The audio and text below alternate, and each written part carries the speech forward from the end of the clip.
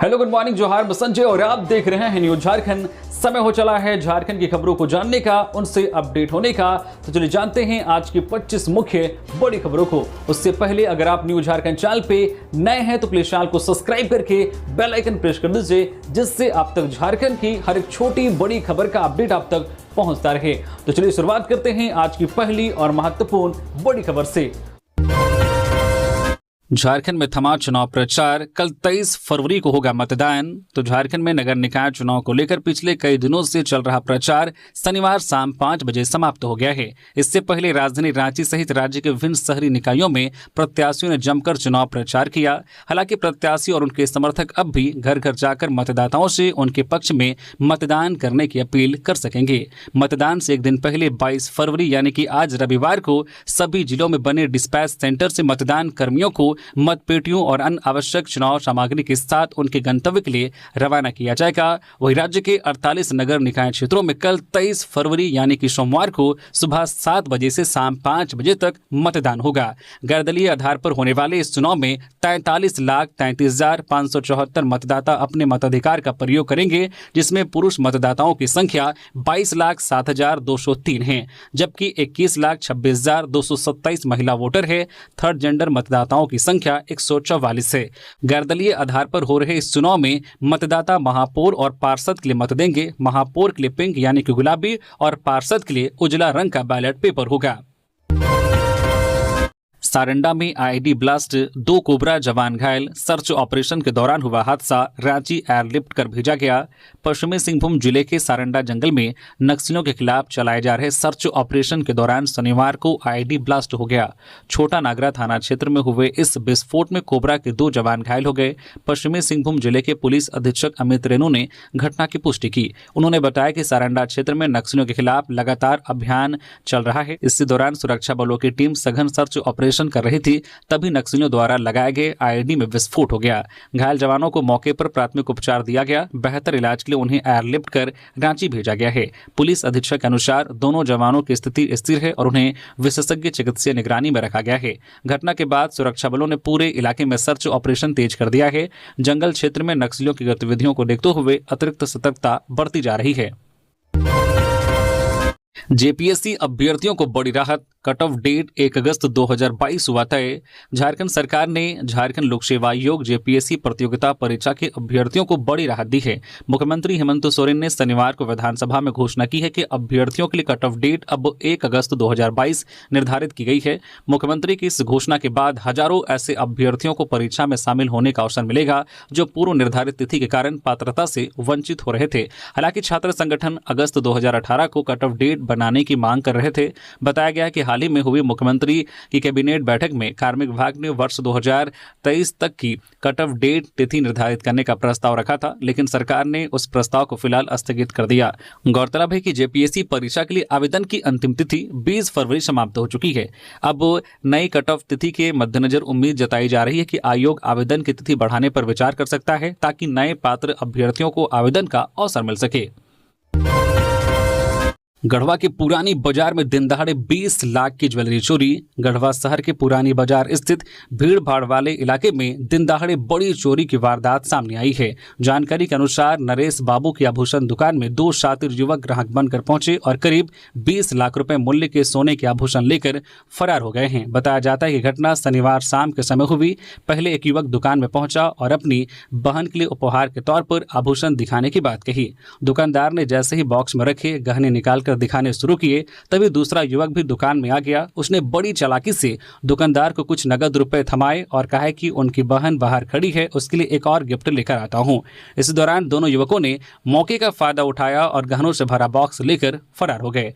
घटना के बाद इलाके में हड़कंप मच गया। सूचना मिलने पर पुलिस मौके पर पहुंची और आसपास लगे सीसीटीवी कैमरों की फुटेज खंगाल रही है। पुलिस का कहना है कि जल्द ही आरोपियों की पहचान कर उन्हें गिरफ्तार किया जाएगा। सदन में बोले मुख्यमंत्री हेमंत सोरेन, हाथियों के आतंक से मौत पर मुआवजा की राशि बढ़ेगी। झारखंड में हाथियों के हमलों से होने वाली मौत और नुकसान को लेकर राज्य सरकार ने शनिवार को बड़ा फैसला लेने के संकेत दिए हैं। हेमंत सोरेन ने विधानसभा में कांग्रेस विधायक रामेश्वर उरांव के ध्यानाकर्षण प्रस्ताव का जवाब देते हुए कहा कि सरकार इस मुद्दे को लेकर गंभीर है और एक समेकित एसओपी तैयार की जा रही है। मुख्यमंत्री ने बताया कि फिलहाल झारखंड में हाथी के हमले से मौत होने पर 4 लाख रुपए मुआवजा देने का प्रावधान है। हालांकि अन्य राज्यों में यह राशि 4 लाख से लेकर 50 लाख रुपए तक है। सरकार असम, ओडिशा और अन्य राज्यों की व्यवस्था का अध्ययन कर रही है और जल्द ही मुआवजा राशि बढ़ाने पर निर्णय लिया जाएगा। उन्होंने कहा कि नई एसओपी में यह प्रावधान किया जाएगा कि घटना के 10 दिनों के भीतर पीड़ित परिवार को मुआवजा राशि का भुगतान सुनिश्चित हो। इसके साथ ही लकड़बग्घा, तेंदुआ और सांप जैसे अन्य वन्य जीवों के हमलों से होने वाली मौतों को भी एसओपी में शामिल किया जाएगा। मुख्यमंत्री ने यह भी कहा कि यदि खनन क्षेत्रों में अवैध खनन के कारण हाथियों का आतंक बढ़ रहा है तो उस पर भी सरकार की नजर है और अवैध खनन के खिलाफ सख्त कार्रवाई की जाएगी। झारखंड में दिन में गर्मी तो रात में हल्की ठंड, जाने अगले 48 घंटे में कैसा रहेगा मौसम का हाल। तो झारखंड में मौसम शुष्क बना हुआ है और राज्य के अधिकांश जिलों में अधिकतम और न्यूनतम तापमान सामान्य से ऊपर दर्ज किया गया है। फरवरी के तीसरे सप्ताह में ही गर्मी के तेवर दिखने लगे हैं, जिससे दिन के समय तेज धूप और दोपहर में हल्की गर्मी का एहसास हो रहा है। राजधानी रांची में अधिकतम तापमान 28.6 डिग्री सेल्सियस दर्ज किया गया है, जो सामान्य से 0.1 डिग्री अधिक है, जबकि न्यूनतम तापमान 16.4 डिग्री सेल्सियस रहा, जो सामान्य से 2.4 डिग्री अधिक है। मौसम विभाग की रिपोर्ट के अनुसार राज्य में सबसे अधिक अधिकतम तापमान चाईबासा में 33.4 डिग्री सेल्सियस रिकॉर्ड किया गया है, जबकि सबसे कम न्यूनतम तापमान गुमला में 10.3 डिग्री सेल्सियस रिकॉर्ड किया गया है। मौसम विभाग ने अगले 24 से 48 घंटों तक झारखंड में शुष्क मौसम बने रहने की संभावना जताई है। अधिकतम तापमान में धीरे धीरे बढ़ोतरी हो सकती है, जिससे दोपहर के समय गर्मी और बढ़ेगी, जबकि सुबह और रात में हल्की ठंड बनी रह सकती है। मौसम केंद्र के अनुसार फिलहाल कोई सक्रिय पश्चिमी विक्षोभ या वर्षा प्रणाली नहीं होने के कारण बारिश की संभावना बेहद कम है, लेकिन 24 फरवरी को बादल के छाए रहने और हल्की बारिश की संभावना जताई गई है। मौसम विभाग ने लोगों को दोपहर में धूप से बचने, पर्याप्त पानी पीने और बदलते मौसम को देखते हुए सावधानी बरतने की सलाह दी गई है। झारखंड में जल्द शुरू होगी डिजिटल जनगणना, गलत जानकारी देने पर हो सकती है जेल। झारखंड सहित पूरे देश भर में अब जनगणना कराई जाएगी। जनगणना को लेकर तैयारियां शुरू कर दी गई है। 1 अप्रैल से झारखंड में डिजिटल जनगणना कराई जाएगी और अगर सरकार को आपकी तरफ से कोई गलत जानकारी दी जाती है तो फिर आप पर बड़ी कानूनी कार्रवाई की जाएगी। बता दें कि जनगणना 1 अप्रैल से 2 चरणों में कराई जाएगी। जनगणना के दौरान मकान और मूलभूत सुविधाओं से जुड़े 33 सवाल पूछे जाएंगे। इनमें नाम, उम्र, लिंग, धर्म और जाति जैसी व्यक्तिगत जानकारी पूछी जाएगी। मोबाइल ऐप के जरिए घर घर जाकर ऑफलाइन डेटा संग्रह किया जाएगा और बाद में उसे ऑनलाइन अपलोड किया जाएगा। सरकार इस बार गलत जानकारी देने वालों के खिलाफ एक्शन लेने की तैयारी में है। जनगणना अधिनियम 1948, संशोधन नियम 1990 के तहत जानकारी देने से इनकार या गलत सूचना देने पर 3 साल तक की जेल, 1000 रुपए तक जुर्माना या दोनों का प्रावधान है। यदि कोई व्यक्ति गलत सूचना देता है तो जनगणना अधिनियम के तहत उसके खिलाफ कार्रवाई की जाएगी। रांची निकाय चुनाव, 4000 अतिरिक्त पुलिस जवानों की तैनाती, स्ट्रांग रूम में रखी जाएगी पैनी नजर। झारखंड में 23 फरवरी को होने वाले नगर निकाय चुनाव को लेकर रांची पुलिस ने अपनी पूरी तैयारी पूरी कर ली है। चुनाव में 4000 पुलिस जवानों की तैनाती की जाएगी, जिसमें 1000 ऑफिसर और 3000 जवान शामिल हैं। अति संवेदनशील बूथों पर अतिरिक्त जवान की तैनाती की जाएगी ताकि मतदाताओं को किसी भी प्रकार की परेशानी न हो। अति संवेदनशील बूथ पर जिला बल के जवान की तैनाती रहेगी, वही हर बूथ पर 4 जवानों की तैनाती की जाएगी। रांची पुलिस स्ट्रांग रूम से नगर निकाय चुनाव की हर गतिविधियों पर पैनी नजर रखेगी। इस रूम में कई अधिकारी मौजूद रहेंगे और दिशा निर्देश जारी करेंगे। धनबाद नगर निकाय चुनाव, पुलिस का फ्लैग मार्च, सुरक्षा कड़ी। धनबाद नगर निकाय चुनाव के तहत 23 फरवरी को होने वाले मतदान को लेकर पुलिस हाई अलर्ट पर है। शांतिपूर्ण व भयमुक्त मतदान सुनिश्चित करने के उद्देश्य से पुलिस ने जिले के विभिन्न थाना क्षेत्रों में शनिवार को फ्लैग मार्च किया। थाना प्रभारियों के नेतृत्व में पुलिस बल ने संवेदनशील व भीड़ भाड़ वाले इलाकों में पैदल मार्च कर सुरक्षा व्यवस्था का जायजा लिया। फ्लैग मार्च के दौरान पुलिस अधिकारियों ने मतदाताओं से संवाद कर निर्भीक होकर मताधिकार का प्रयोग करने की अपील की। पुलिस ने स्पष्ट संदेश दिया है कि चुनाव के दौरान कानून व्यवस्था भंग करने, उपद्रव फैलाने या माहौल खराब करने की किसी भी कोशिश पर कड़ी कार्रवाई की जाएगी। सोशल मीडिया पर अफवाह फैलाने वालों पर भी विशेष निगरानी रखी जाएगी। चाईबासा में 6 वर्षीय बच्ची ने पिता पर लगाया दुष्कर्म का आरोप, आरोपी को पुलिस ने लिया हिरासत में, पीड़िता का बयान किया गया दर्ज। चाईबासा के बड़ा जामदा ओपी क्षेत्र में एक 6 वर्षीय बच्ची ने अपने पिता पर दुष्कर्म का गंभीर आरोप लगाया है। सूचना मिलते ही पुलिस ने त्वरित कार्रवाई करते हुए आरोपी पिता को हिरासत में ले लिया है। पुलिस सूत्रों के मुताबिक पीड़िता के बयान के आधार पर किरीबुरू महिला थाना में संबंधित धाराओं के तहत प्राथमिकी दर्ज की गई है। बच्ची का बयान दर्ज कर लिया गया है और उसकी चिकित्सीय जांच भी कराई जा रही है। पुलिस मामले के सभी पहलुओं की गहनता से जांच कर रही है। जांच के दौरान यह पता लगाया जा रहा है कि यह घटना कब से हो रही थी और क्या इसमें किसी अन्य व्यक्ति की संलिप्तता है। आरोपी ने अपने ऊपर लगे आरोपों से इनकार किया है, लेकिन पुलिस साक्ष्यों और बयानों के आधार पर आगे की कार्रवाई कर रही है। प्रशासन ने आश्वासन दिया है कि पूरे मामले की निष्पक्ष और कानूनी प्रक्रिया के तहत जांच की जाएगी। दोषी पाए जाने पर सख्त कार्रवाई सुनिश्चित की जाएगी। लोहरदगा के विद्यालय में दर्दनाक हादसा, 5 वर्षीय छात्र की मौत, ट्यूशन जाते समय छज्जे की चपेट में आया मासूम। लोहरदगा जिले के कुड्डू थाना क्षेत्र अंतर्गत झीको चट्टी स्थित संत लॉरेंस विद्यालय में शनिवार को एक दर्दनाक हादसा हो गया। छात्रावास में रहने वाला 5 वर्षीय सूर्यन उरांव, जो नर्सरी का छात्र था, ट्यूशन जाने के दौरान छज्जे की चपेट में आकर गंभीर रूप से घायल हो गया। घटना के बाद विद्यालय प्रबंधन और स्थानीय लोगों की मदद से बच्चे को तुरंत अस्पताल पहुंचाया गया। हालत गंभीर होने पर उसे रांची के रिम्स ले जाया गया, जहां इलाज के दौरान उसकी मौत हो गई। बताया गया कि सूर्यन उरांव के माता पिता रोजगार के सिलसिले में बाहर रहते हैं। बेहतर भविष्य की उम्मीद में उन्होंने अपने बेटे को छात्रावास में रखा था। घटना के बाद परिजनों में शोक की लहर है। स्थानीय प्रशासन मामले की जांच में जुटा है। गौतम अडानी आज करेंगे बाबा बैद्यनाथ धाम में पूजा, सांसद निशिकांत दुबे भी मिलेंगे। उद्योगपति गौतम अडानी आज रविवार सुबह 11 बजे देवघर स्थित प्रसिद्ध बाबा बैद्यनाथ मंदिर में पूजा अर्चना करेंगे। मंदिर में दर्शन पूजन के बाद वे गोड्डा के सांसद निशिकांत दुबे के आवास पर पहुंचकर नाश्ता करेंगे। इस दौरान क्षेत्रीय विकास और परियोजनाओं को लेकर भी चर्चा की संभावना जताई जा रही है। इसके पश्चात गौतम अडानी बिहार के पीरपैंती के लिए रवाना होंगे, जहां वे पावर प्लांट प्रोजेक्ट का जायजा लेंगे।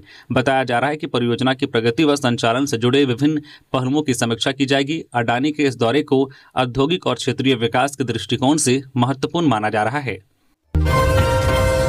बोकारो में दरवाजा तोड़ घर में घुस गया जंगली हाथी, कमरे में रखा अनाज कर गया चट। बोकारो जिले के गोमिया प्रखंड के तुलबुल गांव में शुक्रवार की रात जंगली हाथियों ने जमकर तांडव मचाया। एक हाथी ने एक घर का दरवाजा तोड़ते हुए अंदर प्रवेश किया और घर के अंदर रखे अनाज को चट कर गया। झुंड में करीब 5 हाथी होने का दावा किया गया है। वन विभाग की ओर से जारी वीडियो में स्पष्ट देखा जा सकता है कि एक विशालकाय हाथी किस तरह घर का दरवाजा तोड़ते हुए घर के अंदर प्रवेश कर गया। गनीमत यह रही कि उस वक्त घर के लोग सतर्क थे और वक्त रहते सभी घर की छत के ऊपर चले गए थे, अन्यथा किसी बड़ी अनहोनी से नहीं इनकार किया जा सकता है। गोमिया में इस घटना के बाद वन विभाग ने अलर्ट जारी कर दिया है। क्षेत्र के तुलबुल गांव के अलावा सटे अन्य जिलों को भी सतर्क रहने की अपील की गई है। इस संबंध में डीएफओ संदीप शिंदे ने कहा है कि जंगली हाथियों का झुंड फिलहाल लुगुबुरु पहाड़ी पर चढ़ा हुआ है, जिससे तलहटी और आसपास के सभी गांव को हाई अलर्ट पर रखा गया है। इससे प्रभावित होने वाले मुख्य गांव तुलबुल, पिंडरा, टूटी झरना, ललपनिया, चोरगांव, मोरपा, खाखंडा, नारायण और तिलैया शामिल हैं। इन गांवों के ग्रामीणों को विशेष रूप से सतर्क रहने की अपील की गई है। झारखंड में नहीं बढ़ेगी रिटायरमेंट की उम्र, सरकार ने कहा युवाओं को देंगे नौकरी का मौका। झारखंड में सरकारी कर्मचारियों के रिटायरमेंट की उम्र बढ़ाने की खबरों पर विराम लग गया है। संसदीय कार्य मंत्री राधाकृष्ण किशोर ने विधानसभा में बताया कि सरकार के पास कोई ऐसा प्रस्ताव विचाराधीन नहीं है।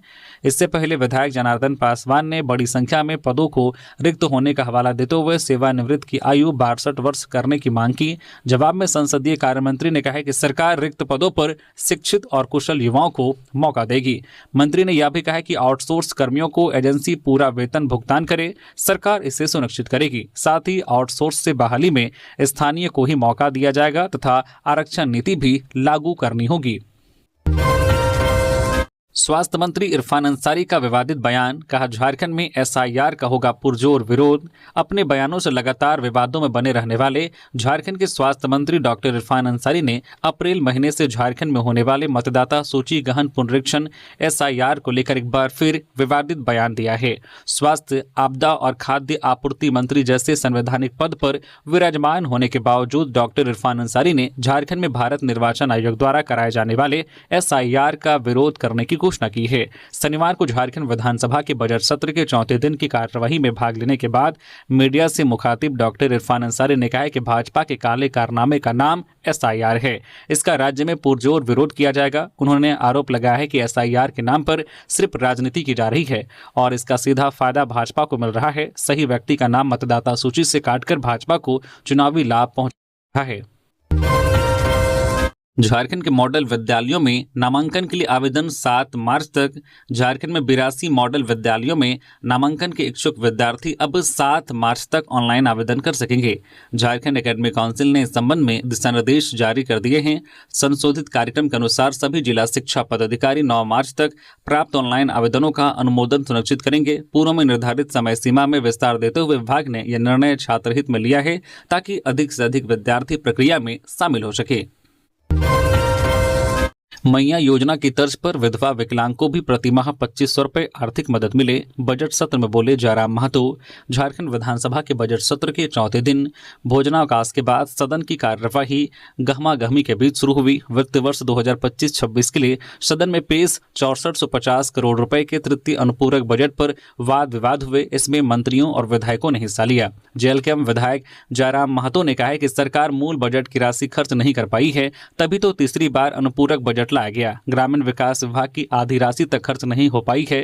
महतो ने कहा है कि झारखंड का CD रेशियो काफी कम है, इसका नुकसान काफी हो रहा है। झारखंड का यह रेशियो 52.19% है, जबकि राष्ट्रीय औसत पर 80% है। मतलब साफ है कि 48% पूंजी राज्य से बाहर जा रही है। कहा कि मैया सम्मान योजना की तर्ज पर विधवा विकलांग को भी प्रतिमाह 2500 रुपए की आर्थिक मदद दी जाए। कोडरमा में ज्वेलरी दुकान में बड़ी सेंधमारी, दीवार काटकर 50 लाख के गहने उड़ा लिए चोर। कोडरमा जिले के तिलैया थाना क्षेत्र अंतर्गत शहर के व्यवस्था मिला के झंडा चौक स्थित एक जेवर दुकान शिवम ज्वेलर्स में बड़ी चोरी की घटना सामने आई है। चोरों ने दुकान की दीवार में सेंधमारी कर करीब 50 लाख रुपए मूल्य के सोने चांदी के आभूषण उड़ा लिए। घटना से आसपास के व्यवसायियों में दहशत का माहौल है। दुकान मालिक अशोक भदानी ने बताया कि वे बीते मंगलवार से जमशेदपुर अपने नाती के छठियारी कार्यक्रम में शामिल होने गए थे। इस दौरान दुकान बंद थी। शनिवार को जब वे झुमरी तिलैया लौटे और दुकान खोली तो अंदर का दृश्य देखकर उनके होश उड़ गए। दुकान का सारा सामान बिखरा पड़ा था और पश्चिम दिशा की दीवार में बड़ा छेद किया गया था। जांच करने पर पता चला कि दुकान में रखे अधिकांश कीमती जेवरात गायब हैं। बताया जाता है कि दुकान के ठीक बगल में एक कबाड़ी नुमा दुकान वर्षों से बंद पड़ी है। आशंका है कि चोर पहले उसी बंद दुकान में घुसे और वहां से दीवार तोड़कर जेवर दुकान में प्रवेश कर गए। दुकान में CCTV कैमरा नहीं लगा था, जिससे चोरी की पूरी घटना कैमरे में कैद नहीं हो सकी है। घटना की सूचना मिलते ही तिलैया पुलिस मौके पर पहुंची और जांच शुरू कर दी। पुलिस का कहना है कि दुकान कई दिनों से बंद थी, इसलिए यह स्पष्ट नहीं हो पा रहा है कि चोरी किस दिन हुई है। हालांकि पुलिस अपने स्तर से पूरी जांच कर रही है। रांची DC ने डिस्पैच सेंटर का किया निरीक्षण। नगरपालिका आम निर्वाचन को लेकर जिला प्रशासन ने पूरी तैयारी कर ली है। नगर निगम और बुंडू नगर पंचायत क्षेत्र के मतदान केंद्रों के लिए पोलिंग पार्टियों को 22 फरवरी यानी कि आज मोरहाबादी फुटबॉल स्टेडियम स्थित डिस्पैच सेंटर से रवाना किया जाएगा। जिला निर्वाचन पदाधिकारी सह उपायुक्त मंजुनाथ भजंत्री ने डिस्पैच सेंटर का गहन निरीक्षण किया और व्यवस्थाओं का जायजा लिया। मोरहाबादी फुटबॉल स्टेडियम में बनाए गए डिस्पैच सेंटर पर मतदान सामग्री, बैलेट पेपर, आवश्यक अभिलेख जो है, सुरक्षा उपकरण, वाहन व्यवस्था और पोलिंग कर्मियों के बैठने प्रतीक्षा की व्यवस्था पूरी कर ली गई है। मतदान कल 23 फरवरी को सुबह 7 बजे से शुरू होगी, जो शाम 5 बजे तक होगी। नगर निगम के 53 वार्डों में कुल 909 मतदान केंद्र बनाए गए हैं। सभी केंद्रों पर शांतिपूर्ण और निष्पक्ष मतदान के लिए विशेष निगरानी रखी जाएगी। जमशेदपुर के जुगसलाई में मनीष सिंह गिरोह के 2 सदस्य गिरफ्तार, हथियार और कारतूस बरामद, रंगदारी वसूलने की थी तैयारी। जमशेदपुर में पुलिस ने कुख्यात मनीष सिंह गिरोह के 2 सदस्यों को गिरफ्तार किया है। ये गिरफ्तारियां जुगसलाई थाना क्षेत्र के खरकई रेलवे ब्रिज के पास हुई, जहां आरोपी अवैध हथियारों के साथ रंगदारी वसूलने की तैयारी में थे। पुलिस ने इनके पास से एक देशी कट्टा, 4 जिंदा कारतूस और 2 मोबाइल फोन बरामद किए हैं। पूर्वी सिंहभूम के वरीय पुलिस अधीक्षक को 20 फरवरी को गुप्त सूचना मिली थी कि मनीष सिंह गिरोह के सदस्य जुगसलाई क्षेत्र में सक्रिय हैं और व्यवसायियों को धमकाकर रंगदारी वसूलने की फिराक में हैं। सूचना मिलते ही पुलिस महकमा हरकत में आया और कार्रवाई की। वह गिरफ्तार आरोपियों की पहचान जुगसलाई निवासी रोशन सिंह 28 वर्षीय और दीपक सिंह 30 वर्षीय के रूप में हुई है। तलाशी के दौरान रोशन सिंह के पास से एक देशी कट्टा, 2 जिंदा कारतूस और एक एंड्रॉइड मोबाइल फोन मिला, जबकि दीपक सिंह के पास से 2 जिंदा कारतूस, एक मोबाइल फोन बरामद किया गया। निष्पक्ष व भयमुक्त निकाय चुनाव कराना आयोग व पुलिस की जिम्मेदारी। आदित्य साहू। भाजपा प्रदेश अध्यक्ष एवं सांसद आदित्य साहू ने प्रदेश कार्यालय में आयोजित प्रेस वार्ता में कहा है कि निकाय चुनाव को निष्पक्ष और भयमुक्त कराना निर्वाचन आयोग तथा पुलिस प्रशासन की जिम्मेदारी है। उन्होंने जनता से 23 फरवरी को होने वाले मतदान में निर्भीक होकर भाग लेने की अपील की। साहू ने आरोप लगाया है कि 3 वर्षों की देरी के बाद राज्य के 48 नगर निकायों में चुनाव हो रहे हैं और सरकार की मंशा पर सवाल उठाए। उन्होंने बैलेट पेपर से चुनाव कराने और राज्य पुलिस की निगरानी को लेकर आशंका जताते हुए लोकसभा विधानसभा चुनाव की तर्ज पर केंद्रीय सुरक्षा बलों की तैनाती की मांग दोहराई। उन्होंने कहा कि संवेदनशील व अति संवेदनशील बूथों को लेकर पार्टी ने लिखित ज्ञापन भी दिया है। साहू ने पुलिस प्रशासन से पद और वर्दी की मर्यादा बनाए रखने का आग्रह करते हुए किसी भी प्रकार के दुरुपयोग से बचने की चेतावनी दी। केंद्र की कोशिश है कि केंद्रीय करों में राज्य की हिस्सेदारी समय पर नहीं दी जाए। वित्त मंत्री राधाकृष्ण किशोर। बजट सत्र के दौरान राज्य के वित्त मंत्री राधाकृष्ण किशोर ने शनिवार को केंद्र सरकार पर गंभीर आरोप लगाते हुए कहा कि केंद्र की कोशिश है कि केंद्रीय करों में राज्य की हिस्सेदारी समय पर ना दी जाए या उसमें कटौती की जाए। उन्होंने कहा कि राज्य सरकार ऐसी वित्तीय व्यवस्था करेगी कि केंद्र के आगे हाथ फैलाने की जरूरत ना पड़े। वित्त मंत्री ने कहा कि मूल बजट पेश करने के दिन वे विस्तार से बताएंगे कि झारखंड के साथ किस तरह आर्थिक असहयोग किया जा रहा है और किस प्रकार राज्य को दबाने की कोशिश हो रही है। मंत्री ने तृतीय अनुपूरक बजट की आवश्यकता पर प्रकाश डालते हुए बताया है कि 6450 करोड़ रुपए की राशि में अधिकतर हिस्सा कमिटेड लायबिलिटी को पूरा करने के लिए है। उन्होंने दावा किया है कि 31 मार्च 2026 तक 90% से अधिक राशि खर्च कर ली जाएगी। विपक्ष द्वारा उठाए गए सवालों पर उन्होंने कहा कि इतनी कम अवधि में राशि खर्च करना संभव है और सरकार इसके लिए तैयार है। नगर निकाय चुनाव। वोटिंग से 48 घंटे पहले चुनाव प्रचार पर सख्त मनाही। नगर निकाय चुनाव के लिए शनिवार शाम से चुनाव प्रचार थम चुका है। कल 23 फरवरी को सुबह 7 बजे से शाम 5 बजे तक मतदाता अपने मताधिकार का प्रयोग अपने अपने पोलिंग बूथ पर करेंगे। रामगढ़ जिला निर्वाचन पदाधिकारी नगर पालिका शाह उपायुक्त ने निर्देश दिया है कि सार्वजनिक सभाओं पर प्रतिबंध रहेगा। इन निर्देशों में कहा गया है कि चुनाव के संबंध में कोई सार्वजनिक सभा या जुलूस न बुलाया जा सकता है और न ही कोई उसे संबोधित करेगा। इसके अलावा फिल्म, टेलीविजन व दूसरे अन्य साधनों से चुनाव प्रचार संबंधित बातों को प्रदर्शन नहीं करेगा। आदेश में स्पष्ट कहा गया है कि इन आदेशों के उल्लंघन करने वालों पर 2 वर्ष की अधिकतम कारावास और जुर्माना लगाया जा सकता है। होशंगाबाद में 16 घंटे की मशक्कत के बाद जंगली हाथी को सुरक्षित किया गया रेस्क्यू। झारखंड के पलामू जिला अंतर्गत मोहम्मदगंज प्रखंड में घुसे एक जंगली हाथी को वन विभाग द्वारा रेस्क्यू कर लिया गया है। जानकारी के मुताबिक वन विभाग को लगभग 16 घंटे की मशक्कत करनी पड़ी, जिसके बाद शनिवार को सुरक्षित रूप से गाँव से उसे बाहर निकाल दिया गया है। हाथी के गाँव में घुसने से दहशत का माहौल था, लेकिन सफल रेस्क्यू के बाद लोगों ने राहत की सांस ली है। जानकारी के अनुसार वन विभाग की टीम अभियान चलाते हुए हाथी को बुधवा गांव के पास सोन नदी की ओर खदेड़ा। फिर पूरी रात चले अभियान के बाद अहल सुबह करीब 4 बजे हाथी को बिहार सीमा की ओर भगा दिया गया है। नगर निकाय चुनाव में वोटिंग से पहले पलामू पुलिस की बड़ी कार्रवाई। रेलवे स्टेशन, बस स्टैंड और होटलों में छापेमारी। पलामू पुलिस ने शनिवार रात रेलवे स्टेशन, बस स्टैंड और कई होटलों में छापेमारी की। छापेमारी में सीनियर पुलिस अधिकारी शामिल थे।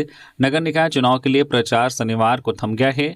पलामू के मेदिनीनगर नगर निगम, विश्रामपुर नगर परिषद, छतरपुर, हरिहरगंज और होशंगाबाद नगर पंचायत इलाकों में कल 23 फरवरी को वोटिंग होनी है। वोटिंग से पहले पुलिस ने शनिवार रात डीएसपी राजीव रंजन, डीएसपी राजेश यादव और टाउन थाना प्रभारी ज्योतिलाल रजवार के नेतृत्व में मेदिनीनगर टाउन थाना इलाके के बस स्टैंड, रेलवे स्टेशन और शहर के होटलों में छापेमारी की।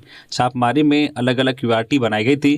क्यूआरटी में सब इंस्पेक्टर और एएसआई रैंक के पुलिस अधिकारी शामिल थे। छापेमारी के दौरान बस यात्रियों से पूछताछ और तलाशी ली गई। पुलिस ने होटलों में रुके लोगों से भी पूछताछ की और उनके सामान की तलाशी ली। शहर के अलग अलग इलाकों में घूमने वालों के खिलाफ भी कार्रवाई शुरू कर दी गई है। इसी बीच नगर निगम चुनाव को लेकर बिहार और झारखंड के पुलिस अधिकारियों के बीच पलामू की हरिहरगंज में कई हाई लेवल मीटिंग हुई। इस मीटिंग में पलामू पुलिस और बिहार के औरंगाबाद के पुलिस अधिकारी शामिल थे। वोटिंग के दिन सर्च ऑपरेशन चलाने और बॉर्डर एरिया को सील करने का फैसला लिया गया है। गैंगस्टर प्रिंस खान ने रिम्स के डॉक्टर और फहीम खान के परिवार को दी जान से मारने की धमकी। धनबाद के वासेपुर एक बार फिर गैंगवार की वजह से सुर्खियों में है। शुक्रवार देर रात हुई गोलीबारी और उसके बाद वायरल हुए वीडियो ने इलाके में सनसनी मचा दी है। कुख्यात भगोड़े अपराधी प्रिंस खान ने एक वीडियो जारी कर फायरिंग की जिम्मेदारी ली है, लेकिन साथ ही गैंगस्टर फहीम खान और उसके पूरे परिवार को जान से मारने की खुलेआम धमकी दी है। रिम्स ट्रॉमा सेंटर के एक डॉक्टर को गंभीर नतीजे भुगतने की भी चेतावनी दी है। पुलिस ने मामले को गंभीरता से लिया है और जांच और सुरक्षा व्यवस्था कड़ी कर दी है। कुख्यात भगोड़े अपराधी प्रिंस खान ने शुक्रवार देर रात वासेपुर में हुई गोलीबारी की जिम्मेदारी ली है। वायरल वीडियो में प्रिंस खान ने फहीम खान, इकबाल और रिम्स ट्रॉमा सेंटर के डॉक्टर अनिल प्रकाश या सुनील प्रकाश को जान से मारने की धमकी दी है। चंदेश्वर कुमार का शव सऊदी अरब में अटका, भारत लाने के लिए परिजन लगा रहे गुहार। डीसी कार्यालय के जन शिकायत में आवेदन दिया। धनबाद जिले के सिंदरी मनोहरटांड निवासी 40 वर्षीय चंदेश्वर कुमार का शव सऊदी अरब की जेदा में है। परिजन शव को भारत लाने के लिए कई दिनों से प्रयास कर रहे हैं, लेकिन एडी कोड नहीं मिलने के कारण प्रक्रिया में बाधा आ रही है। परिवार 12 फरवरी को मौत की सूचना मिलने के बाद से लगातार प्रयासरत है। चंदेश्वर कुमार 24 जुलाई को नौकरी के लिए सऊदी अरब में जेदा गए थे। वह अल जमील मेटल वर्क्स फैक्ट्री में कार्यरत थे। उन्हें 10 फरवरी को सिंदरी लौटना था और इसके लिए फ्लाइट टिकट भी बुक थी। उसी दिन परिजनों से उनकी फोन पर बात भी हुई, जिसके बाद उनका मोबाइल स्विच ऑफ हो गया। लगातार संपर्क के प्रयासों के बीच 12 फरवरी को परिजनों को जेदा से उनका डेथ सर्टिफिकेट मिला। कंपनी के प्रतिनिधियों से बात करने पर उनकी मृत्यु की पुष्टि हुई। चंदेश्वर के भांजे साहिल शव को सऊदी से भारत लाने के लिए आवश्यक एडी कोड की व्यवस्था में लगे हैं। सऊदी अरब से एडी कोड की मांग की गई है ताकि शव को भारत भेजा जा सके। जेपीएससी ने लेक्चरर नियुक्ति विज्ञापन में किया संशोधन, आवेदन तिथियों में बदलाव। झारखंड लोक सेवा आयोग जेपीएससी ने उच्च एवं तकनीकी शिक्षा विभाग के अंतर्गत राजकीय एवं राजकीय महिला पॉलिटेक्निक संस्थानों में लेक्चरर नियुक्ति से संबंधित विज्ञापन में संशोधन करते हुए शुद्धि पत्र जारी किया है। आयोग ने ऑनलाइन आवेदन प्रक्रिया की तिथियों में बदलाव के साथ एक विषय नाम में टंकन त्रुटि की सुधार की है। जारी शुद्धि पत्र के अनुसार ऑनलाइन आवेदन 23 फरवरी से शुरू होकर 15 मार्च तक शाम 5 बजे तक भरे जा सकेंगे। परीक्षा शुल्क भुगतान की तिथि 17 मार्च शाम 5 बजे तक निर्धारित की गई है। वही आवेदन की हार्ड कॉपी जमा करने की अंतिम तिथि 30 मार्च शाम 5 बजे तक तय की गई है। इसके अतिरिक्त विषय के नाम में टंकन त्रुटि को संशोधित किया गया है। पहले विषय का नाम कंप्यूटर साइंस इंजीनियरिंग अंकित था, जिसे अब कंप्यूटर साइंस एंड इंजीनियरिंग के रूप में पढ़ा जाएगा। नगर निकाय चुनाव में वोटर लिस्ट में गड़बड़ी, रक्षा राज्य मंत्री और उनकी पत्नी को 2 अलग अलग वार्डों में नाम। नगर निकाय चुनाव में वोटर लिस्ट में गड़बड़ी के शिकार केंद्रीय रक्षा राज्य मंत्री हुए हैं। सोमवार को राज्य के 48 नगर निकाय क्षेत्र में चुनाव होने हैं। ऐसे में एक परिवार के मतदाताओं को अलग अलग वार्ड के बूथों पर नाम दिए जाने से भारी परेशानी हो रही है। इस परेशानी का शिकार आम से लेकर खास तक हो रहे हैं। इस क्रम में रक्षा राज्य मंत्री संजय सेठ भी इस परेशानी का शिकार हुए हैं। नगर निकाय चुनाव को लेकर बीएलओ के द्वारा दिए गए वोटर स्लिप में संजय सेठ को वार्ड संख्या 33 का वोटर बनाया गया है, जबकि उनकी पत्नी को वार्ड नंबर 34 का वोटर बनाया गया है। यानी कि पत्नी का अलग मतदान केंद्र और पति को वोटिंग के लिए अलग सेंटर जाना पड़ेगा। वोटर स्लिप दिखाते हुए रक्षा राज्य मंत्री ने कहा है कि इस तरह की शिकायत हर घर में देखी जा रही है। पिता का नाम कहीं, बेटा का नाम कहीं, पत्नी का नाम कहीं और पति का नाम कहीं और वोटर लिस्ट में दिया है। इस वजह से मतदाताओं को परेशानी होगी और इसका असर मतदान पर पड़ेगा। उन्होंने कहा कि इस तरह की शिकायत हजारों लोगों की है। आखिर परिवार वोट देने कहाँ जाएगा। तृतीय अनुपूरक बजट में ग्रामीण झारखंड को बड़ा तोहफा, पंचायतों को पहली बार मिला 605 करोड़।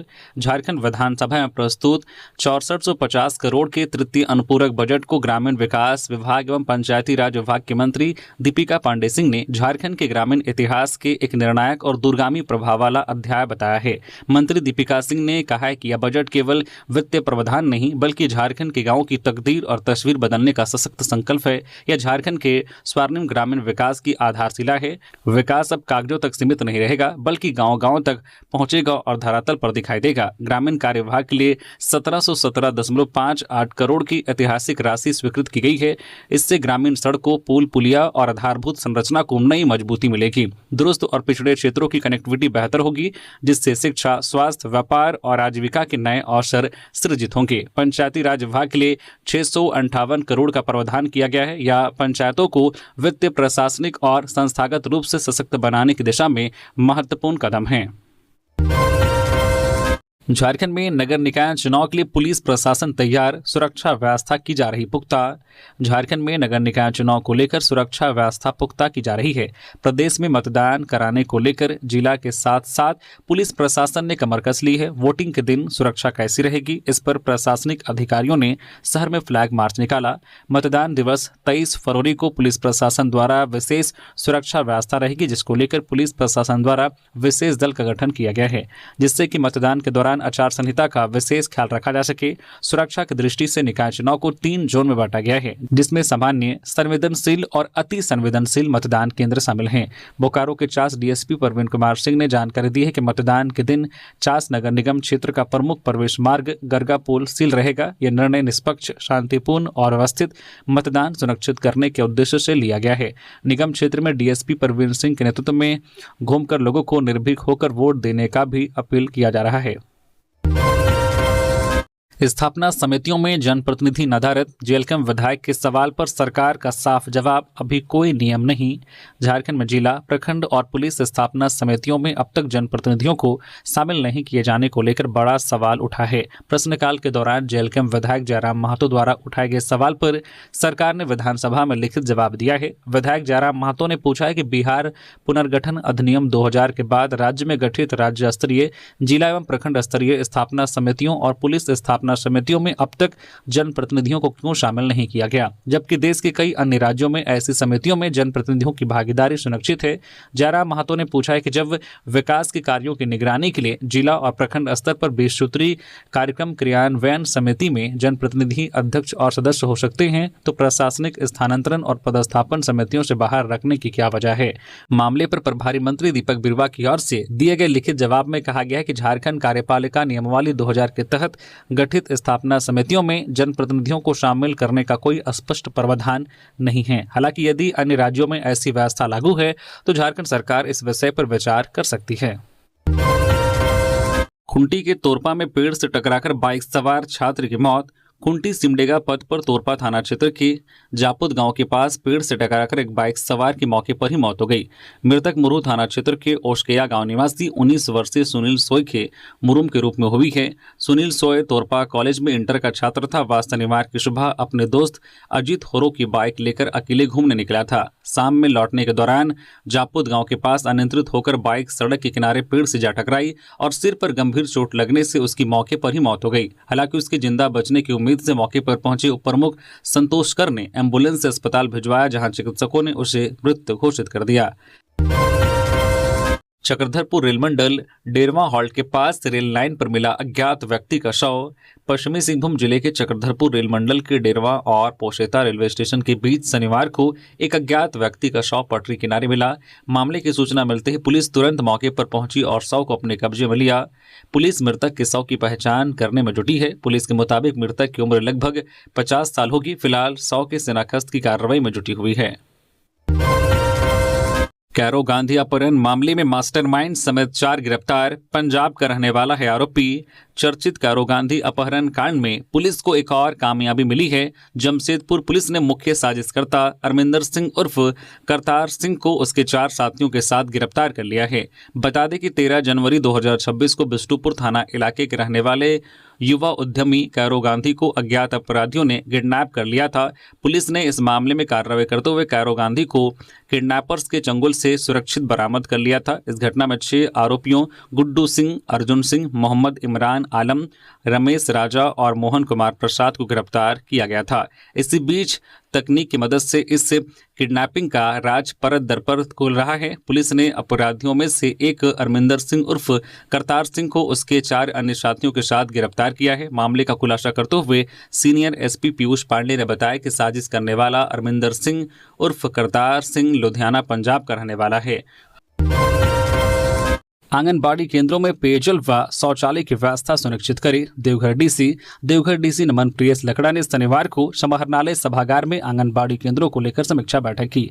उन्होंने जिले के सभी आंगनबाड़ी केंद्रों में पेयजल व शौचालय का व्यवस्था सुनिश्चित करने का निर्देश दिया। बैठक का उद्देश्य आंगनबाड़ी केंद्रों में बुनियादी सुविधाओं में सुधार करना, जिला समाज कल्याण पदाधिकारी ने आंगनबाड़ी केंद्रों में उपलब्ध शौचालय, पेयजल व भवन की स्थिति से संबंधित जानकारी विस्तार से दी। समीक्षा के क्रम में डीसी ने स्पष्ट निर्देश दिया है कि जिन सरकारी आंगनबाड़ी केंद्रों में चापाकल या बोरिंग की सुविधा उपलब्ध है वहां पेयजल की सुलभ व स्थायी व्यवस्था तत्काल सुनिश्चित करे। जिन आंगनबाड़ी केंद्रों में पेयजल या शौचालय की समस्या है वहां वैकल्पिक व्यवस्था करते हुए इन सुविधाओं को शीघ्र बहाल करे।